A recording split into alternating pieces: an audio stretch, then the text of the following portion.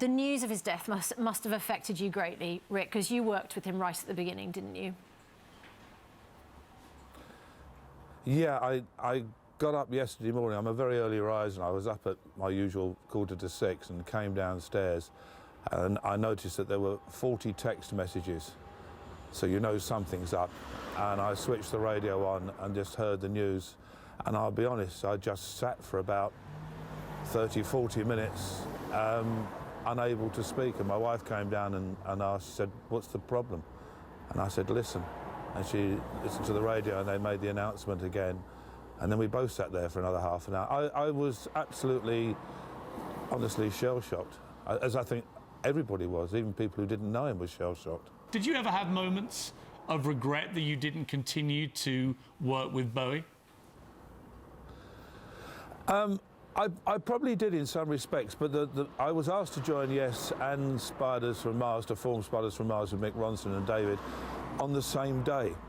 And I talked to David, and the problem was that if I joined Spiders from Mars, yes, I would be playing all David's music, which I love dearly, working with David, who is the best person I ever worked with. But if you're part of a band, you get a chance actually to contribute a lot more of your own style and things that you want to do. And I talked to David about it, and he actually said to me, you know, that's absolutely the right decision. And in fact, we became neighbours for 4 years when we both lived in Switzerland, and we used to see each other an awful lot. And he reiterated that on quite a few occasions. Yeah. But I often wonder what might have been. Rick, I mean, you had a nickname, One Take Wakeman. So brilliant was your keyboard playing. We've heard lots of people calling, from the Prime Minister down, calling David Bowie a genius. It's a word that's put around a lot in the world of entertainment. But in terms of his musical ability, would you say he was a genius?